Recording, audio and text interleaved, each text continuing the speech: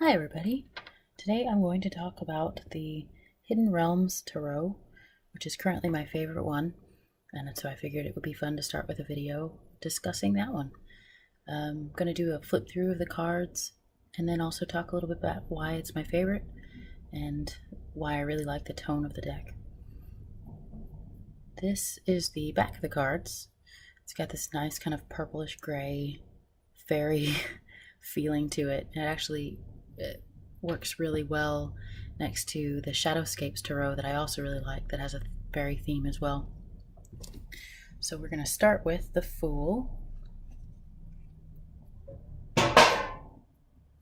And my wonderful son is outside playing, so you probably hear that a bit too.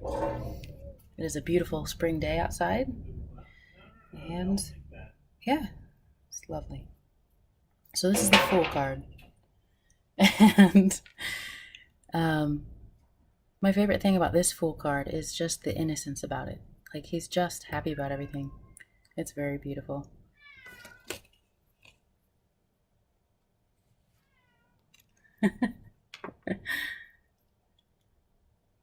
Our kitty wants to be outside, rightly so. So here's the Magician. He's a very cool card. I call this one Matte. He seems like a mat to me.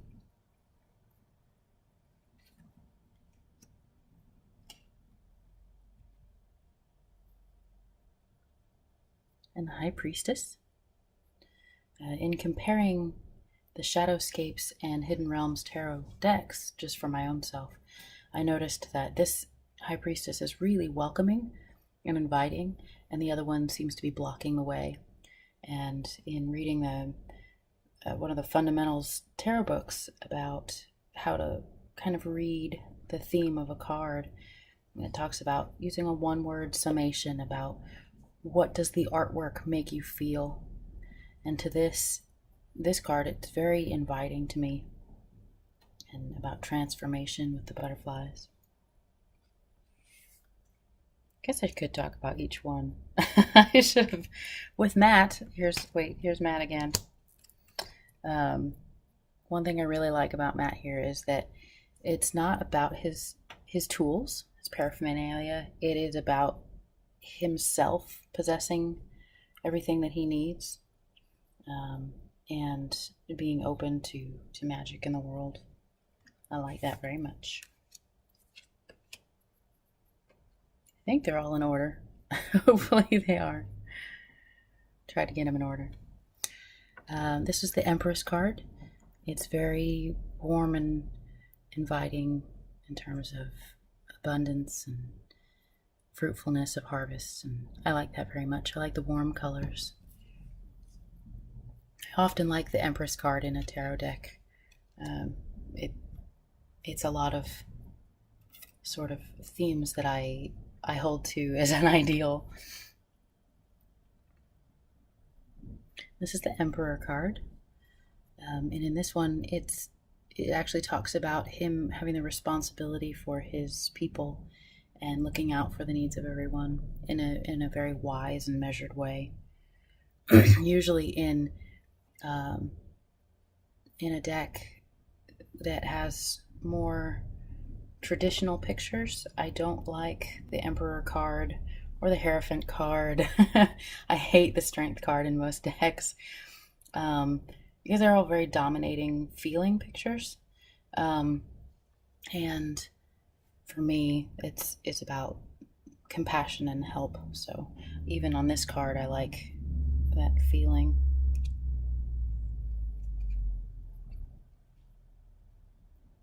And this is this Hierophant, and it's much more about teaching and helping others to gain knowledge in a more, I don't know, I think of him like a professor, the forest professor.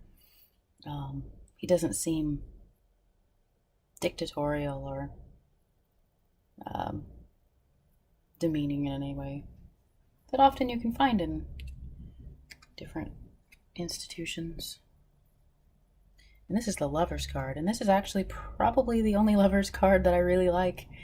I think it's very intimate and beautifully connected. It's just about their embrace and them in that moment as opposed to external considerations. I like that.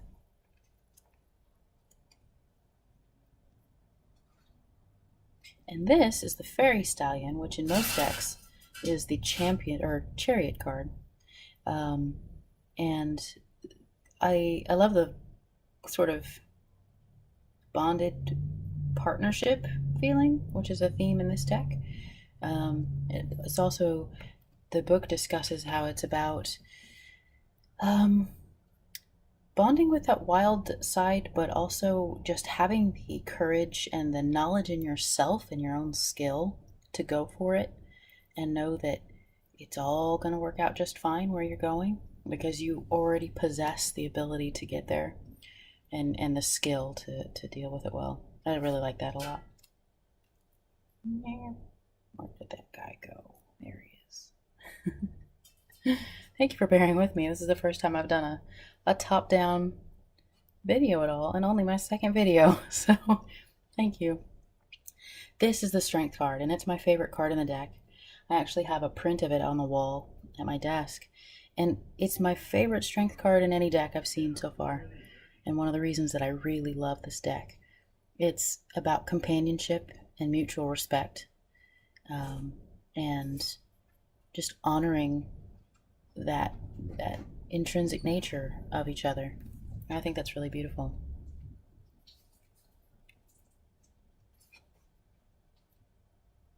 This is the Hermit card, another card I really like.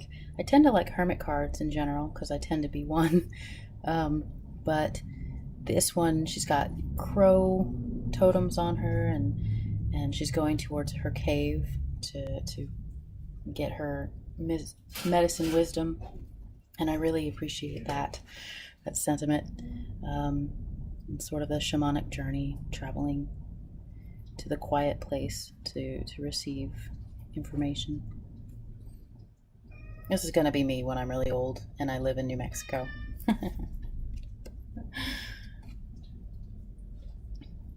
Except I'll probably have more beads in my hair.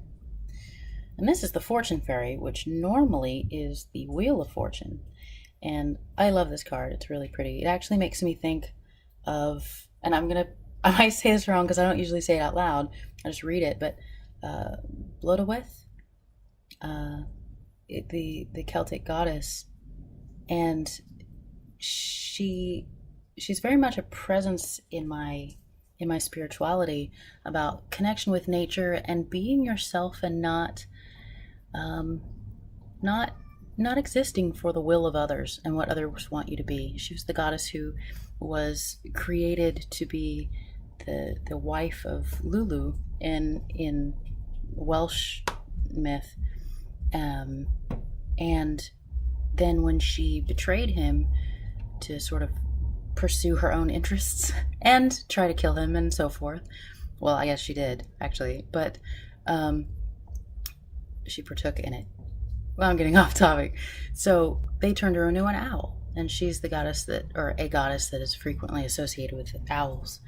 To me, she's tied to springtime and nature and being of nature and also being yourself and not what others want you to be. And I really find that meaningful right now. So when I see this card, one of the things that I think of is that being a young her, being just in a more innocent, younger version of herself. And anyway, I think that's really nice. Oh, and the card itself is about this fairy bestowing fortune as she wishes and giving dandelion wishes, and it being less about the cycles of up and down and more about just fortune blowing your way whenever she wills it to.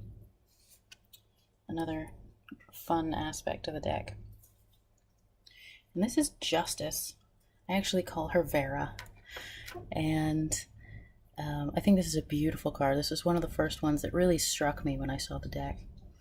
It's about measured, respectful, compassionate justice, trying to make sure that everyone is honored and that you're making a wise choice, and needing to do what needs to, or doing what needs to be done, but always considering it with compassion.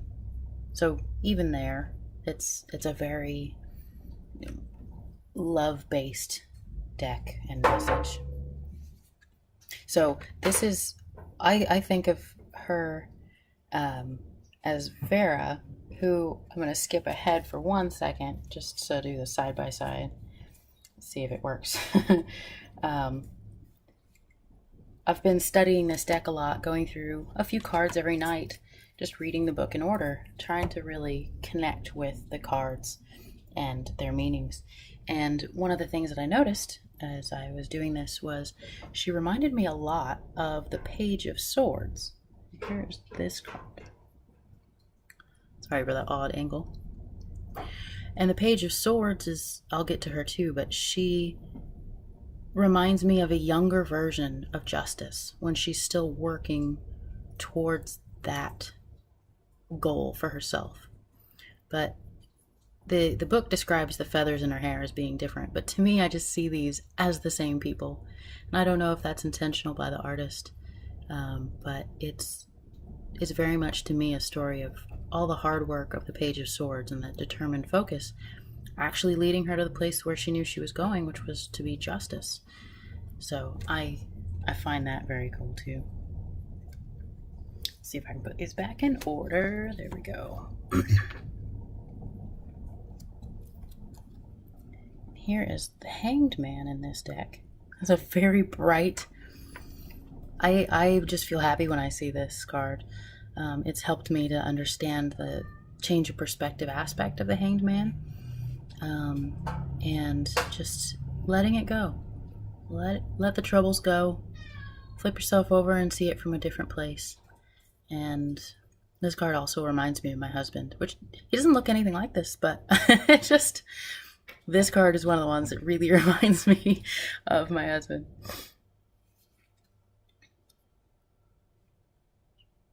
Here's the Death card.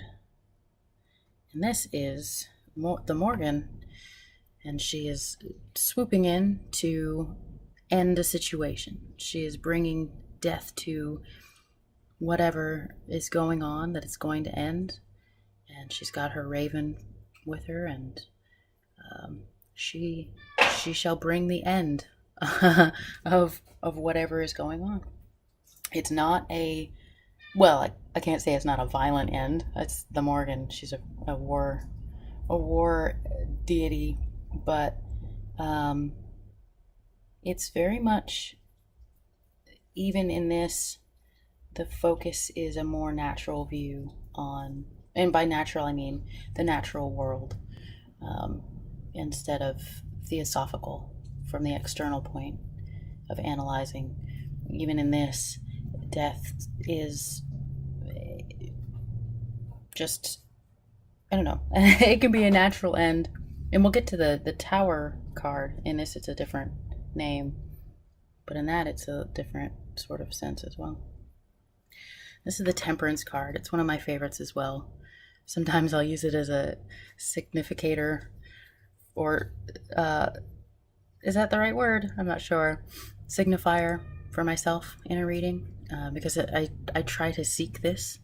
And when I'm allowed to just, when I allow myself to just go out and be in nature and just spend time, this is very much what I'm like. I'm disheveled and in the water, balancing on rocks, looking at animals, doing whatever, and absolutely putting aside my daily cares.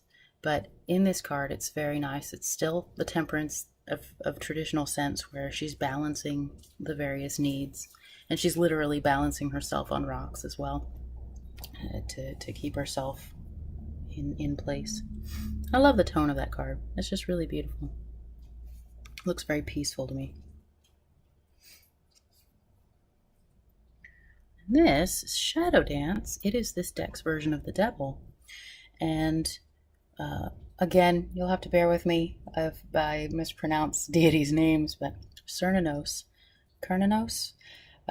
please feel free to tell me in the comments. it's he's in the forest watching two lovers embrace and understanding that physical sexual interaction is part of our life and our existence as human animals, and that's just the way it is, and it's to be enjoyed and appreciated. He looks a little, leering and provocative as well. And this is the blasted beach, beach as in the tree, and it is this deck's version of the Tower card. It is about sudden fall, your place of sanctuary being bust open and falling from it.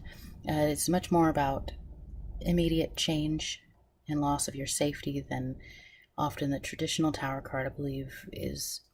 It often focuses on sort of karmic justice for people who get all up on themselves and too full of themselves. I think that's an aspect of it. Like I said, I'm still definitely learning, but this one, it doesn't portray that at all. It's more about just the sudden change of situation, and boom, you're falling. I also like how she is flying. It looks like she's starting to like apparate or something. And this is the Star card.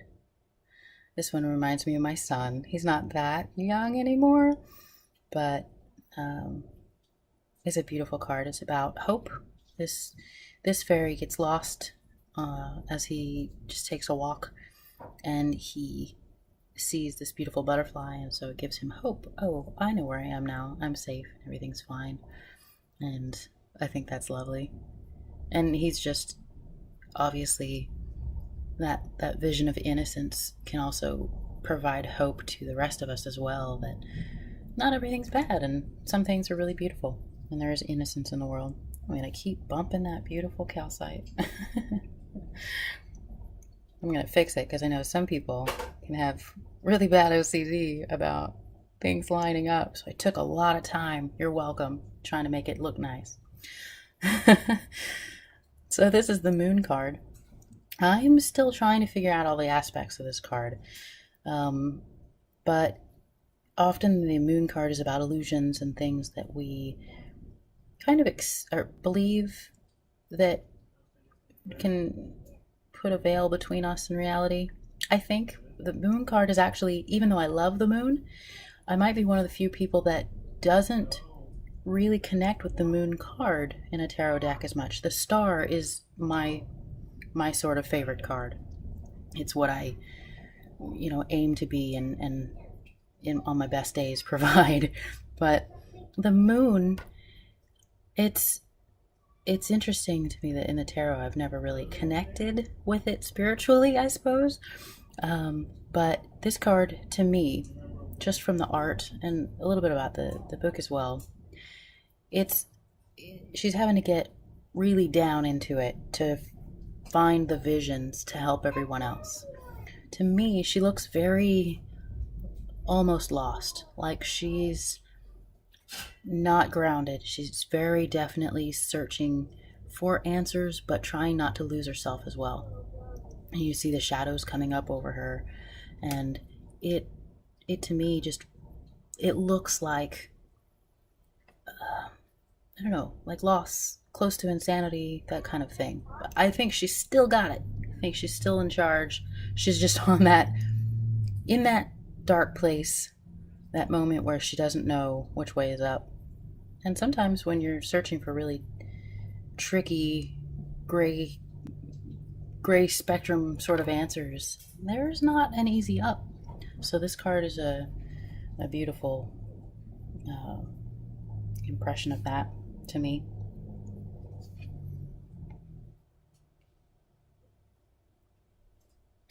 This is the Sun card. Sun card is very much about radiance and the bright light of vitality and life. And in this deck, it's a little girl trying to put a dandelion, I think that's a dandelion, flower on maybe her brother. It's another fairy. His face, and he doesn't really want her to, but he's gonna let her. And yeah, they're being bright and shining.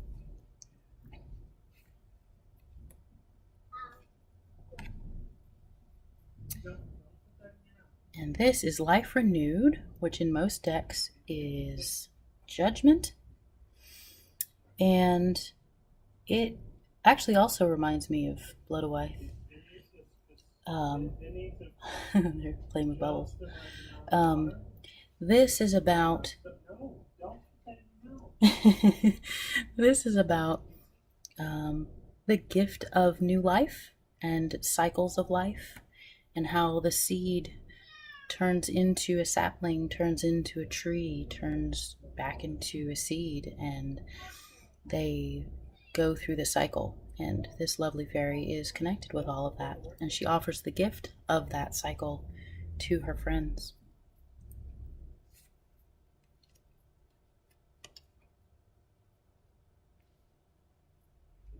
This is the World.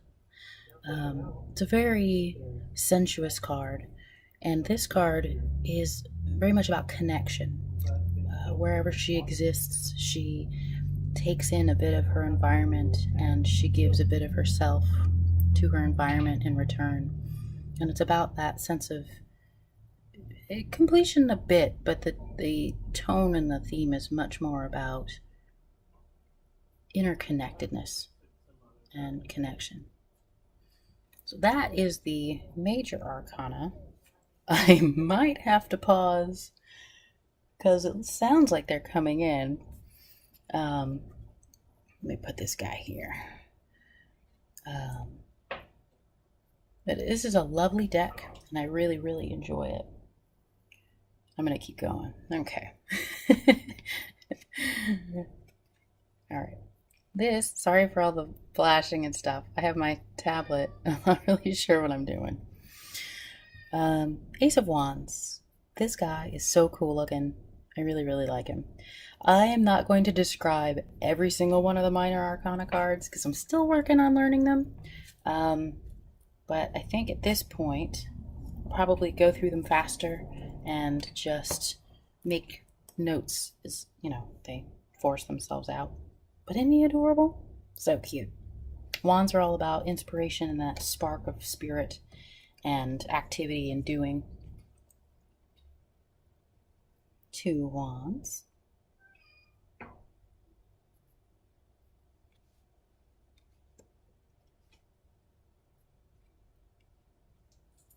3 of wands. Isn't that adorable? I love this deck. So beautiful. To me, it's very much about family and celebrating life. 4 of wands. That's really pretty. That is actually a picture that's in the Llewellyn's 2019 tarot calendar this year. It's one of the months, and I intend, when I'm done with it, to frame it because I love this picture. It makes me think of family and having fun. And I just bought a flute, a wooden flute, Native American flute, and it is gorgeous and I love it. 5 of wands. Little kids going in every direction. That calcite. So sorry. Let's see if I can get it. Meow. Alright. 6 of wands.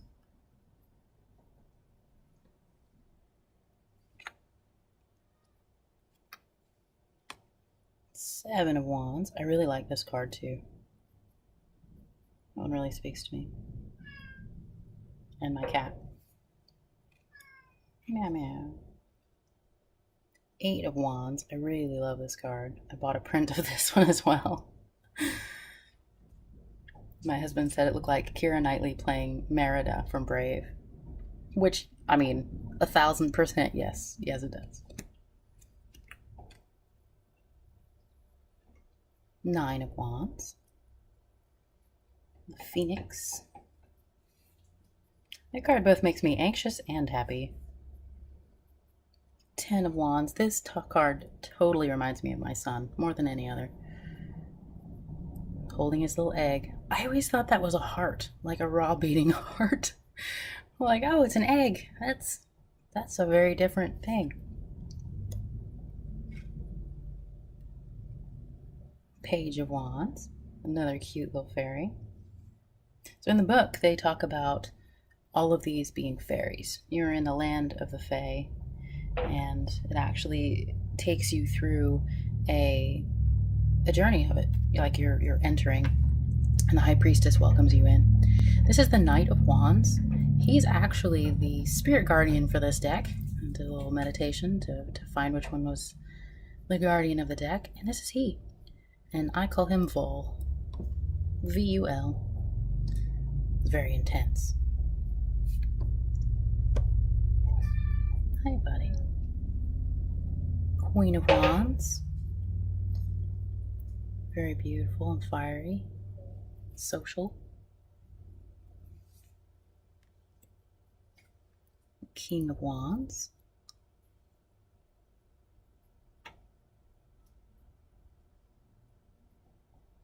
Definitely like a rock star vibe.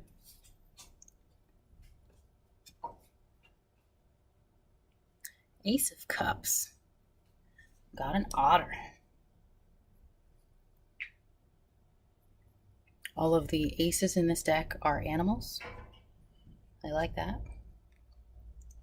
Two of Cups. This is a very beautiful Two of Cups to me. In the book it mentions how he is trying to assuage her fears that their new relationship is going to be ended or damaged in some way.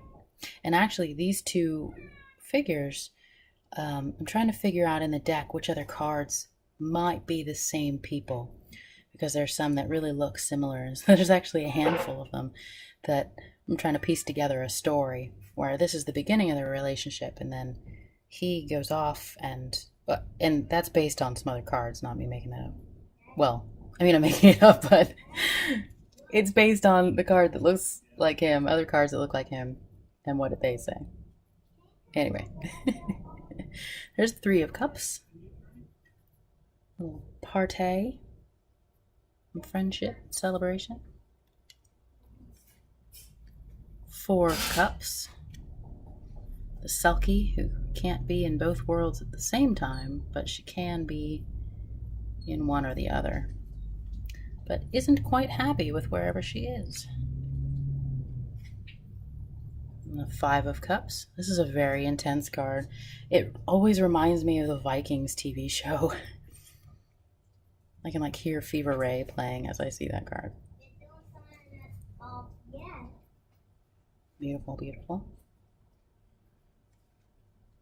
Six of Cups. Totally looks like Galadriel.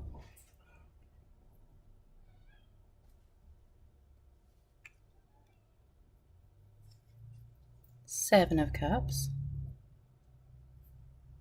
This is one of those figures that made me think of the Two of Cups guy. Kitty. Eight of Cups. I like the action in that movement.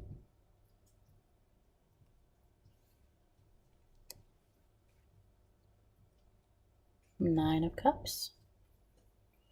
Every memory and experience that you've had is within you, and it is all just right there when you need it. Yeah. Bobbert agrees. Ten of Cups. This card actually reminds me of my mom. She was a very intelligent person and also very compassionate and loving. This just makes me think of her being both at the same time. There's also a card in here that reminds me of my dad's. That's pretty cool. Page of Cups. This is one of the Two of Cups couple that I think. I mean, it's pretty obvious for her because she's got the same tattoo. Knight of Cups. That one reminds me of my husband when he was younger. I promise our cat is fine. He really wants to go outside to join the other two, and he can't because I'm not out there to watch him. He's an indoor cat, but I've been letting him outside because, freedom and all that, but I don't want him to run away. So, a little bit of freedom. Queen of Cups. I know, buddy. There we go. The color got brighter for a second. Like, no. King of Cups.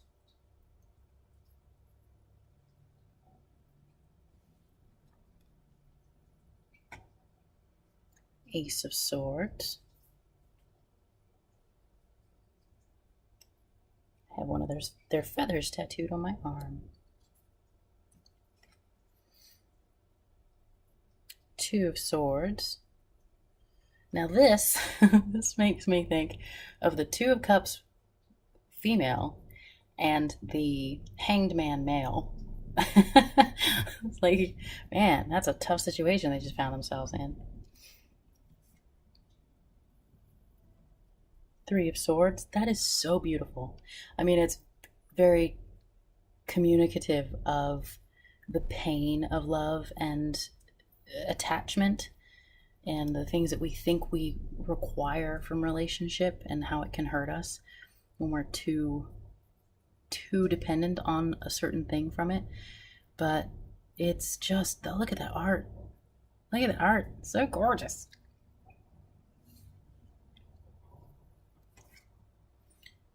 And the Four of Swords.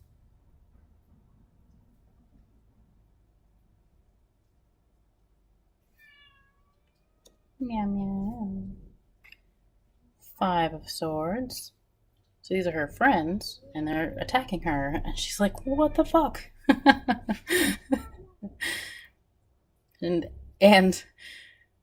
I think more importantly, rather than taking the moment to understand the situation, the attack that she perceives, she responds in kind, and she actually attacks them and swipes them out of the sky. And the card is about, just take a damn minute. Don't assume that people are attacking you and that it's as bad as it seems. Don't react negatively, because you're making the situation worse by your reaction. I think that's pretty cool. Pretty cool. Six of Swords. She's gone to her mountaintop to commune with her eagle spirit. Seven of Swords. And swords are all about the mind and thoughts and intelligence and so forth. Cups, I didn't say. Cups are about emotions and the flow. Hey, bud.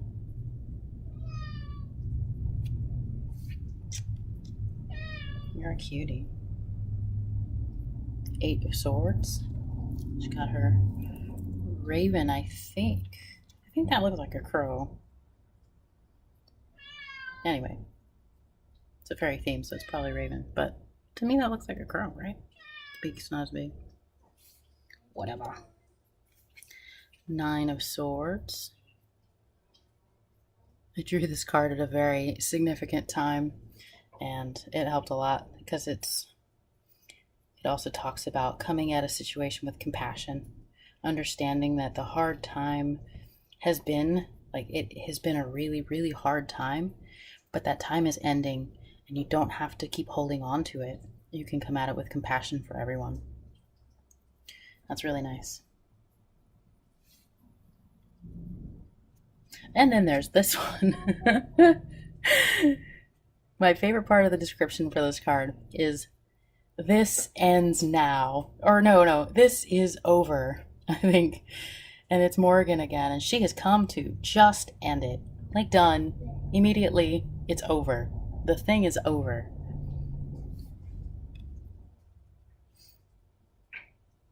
Page of Swords properly. So I think this is young Vera, and she has just devoted herself to her path. She ignores everyone who comes up to try to interrupt her. She's just focused on her skill. And it talks about the sword being heavy at first, but she knows that through dedication and purpose and practice, she can get to where she wants to be with it. And it can become a natural extension of herself, which, of course, she's justice, it is. The Knight of Swords.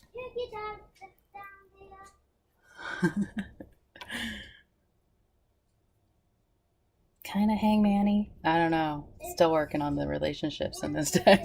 It adds another layer for me. Queen of Swords.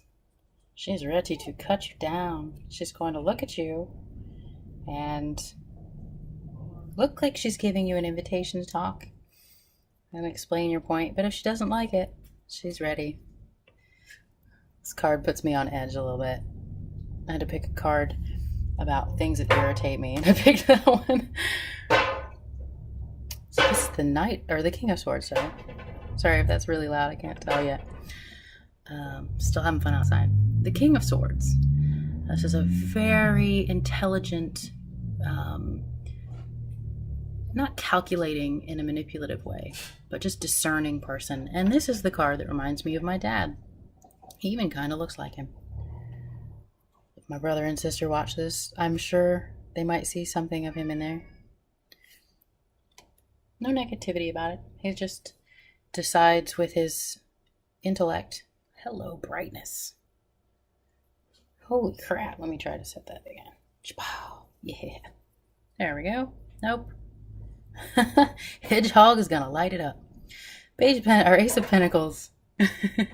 Down in the ground.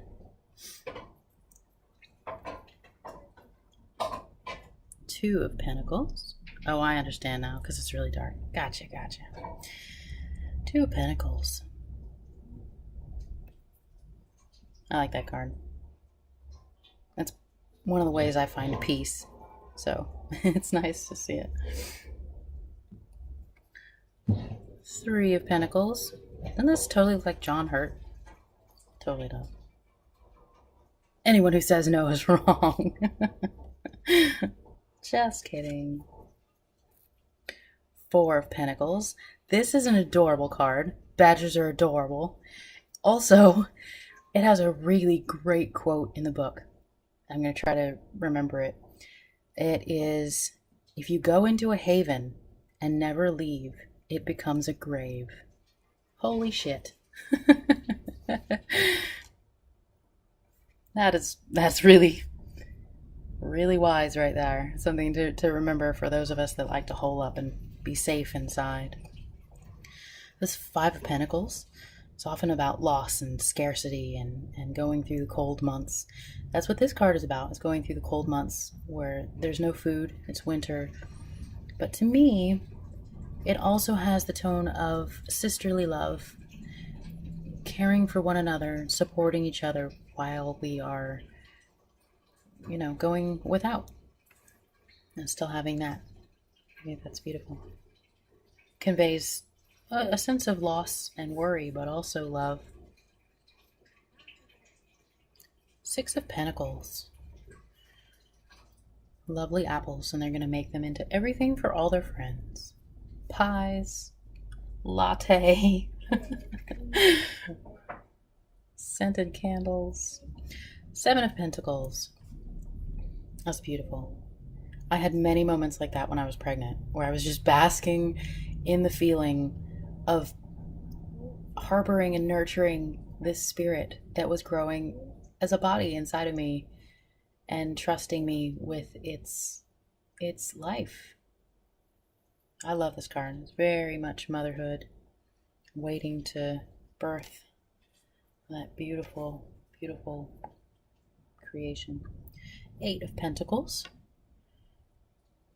I kind of always think of Hephaestus when I see this, but I guess he's too good looking for Hephaestus. Hephaestus was supposed to be not quite attractive. Although to me, skill and personality is what makes a person attractive. And I mean, Hephaestus has it going on. Nine of Pentacles. This is a beautiful card about sharing what you have and your plenty, and yet not giving it all away. You still have some for yourself, but really having the rewards of all the work that you've put forth. And she's really pretty. So every time I see that card, I think, should I dye my hair brown? It's really pretty. Look how rich it is. Ten of Pentacles. I drew this twice the other day, and I was really glad to see him. It was a really neat message about the cycles of prosperity and connecting and thanking your ancestors through ceremony and attendance and offerings. Okay, that's really cool. Page of Pentacles. She doesn't look very happy, but she's a pentacle, so I think I like her. Still working on this girl. She looks like the kind of person that'll cut you down if you look at her the wrong way. But I don't know. I need to restudy her meanings. Same with the Knight of Pentacles. Don't remember much about him. They're actually the end of my reading, which will be tonight. I'm going to read the 4 court cards of Pentacles tonight, and then I will be done with level cards in their book. I like how peaceful and stable he looks.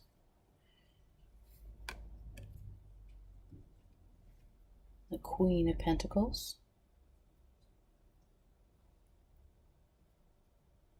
Obviously a card about abundance. Very pretty. Sometimes makes me think if I should dye my hair red again. King of Pentacles. A card about supporting your family and those that need you, and just the love of caring for one another and the responsibility of it. Very much a father time, Santa Claus, grandfather sort of card. I like it. And he very much reminds me of the Emperor. I think those two might be the same as well.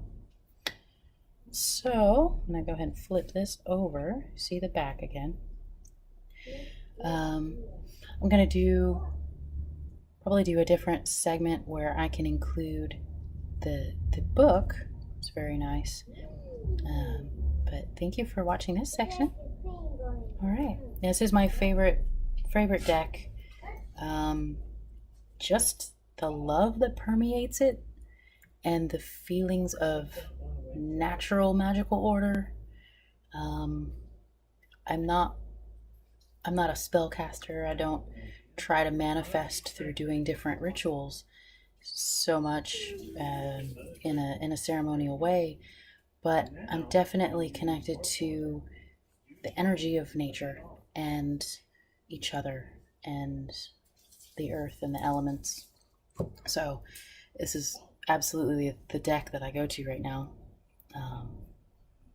and I wanted to share it first. Here's the book for the Hidden Realms Tarot. It's Journey into the Hidden Realm. Barbara Moore and Julia Jeffrey did this. I know Julia Jeffrey is the artist and Barbara Moore is the writer. Not exactly sure how that was divvied up, like who's responsible for what, because in the book, it seems so much that the card art, well, I can't tell if the art came first or the story came first, but they're absolutely linked. So, as an example of the Empress, you've got the story.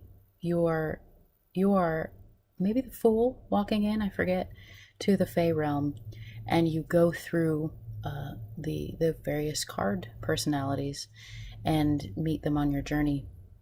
And so it has this story bit describing the person or situation, and then the divinatory meeting.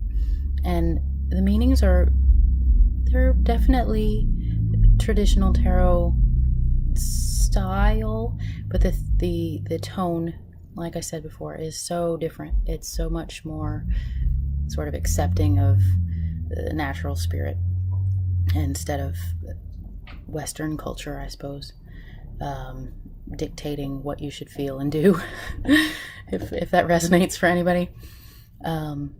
So anyway, you can pause if you'd like and read this page, but it's so obvious that the art and the character story are like one was from the other. Either Julia Jeffrey read the writing or Barbara Moore wrote it based on the images. I'm not sure.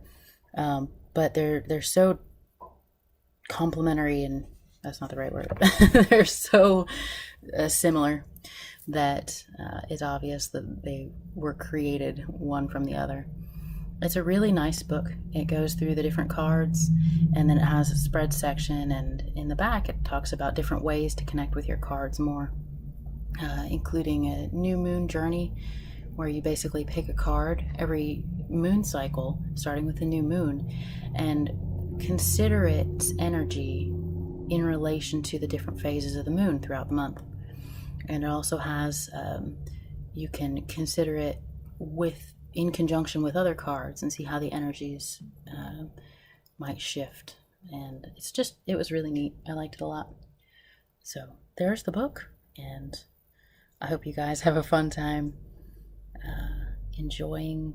If you pick this deck up, I really recommend it. If you like fairies or the elements, or loving life quietly in a field, if you talk to trees, if you're an animist at all, if you like Celtic mythology, there's a little bit in there, but pretty much just Morgan. And it might really speak to you. I like the card stock. It's very easy to shuffle. I'm a bridge shuffler, so I, will make a little bridge with cards and then, shuffle them that way. I have not learned how to stack shuffle, where you hold them sideways and then just kind of jig them into each other. They never work. I don't understand. It's supposed to be easier, but my hands are keeping me from being able to do bridge shuffling with thicker cards. So I'm having to kind of adjust while I try to heal my hands. But yeah, so I think I already said a goodbye. If it doesn't get cropped out, then you get two. And I hope that you've had a nice experience looking at the Hidden Realm Tarot. And yeah, consider getting it if it speaks to you. And thank you for watching. Bye.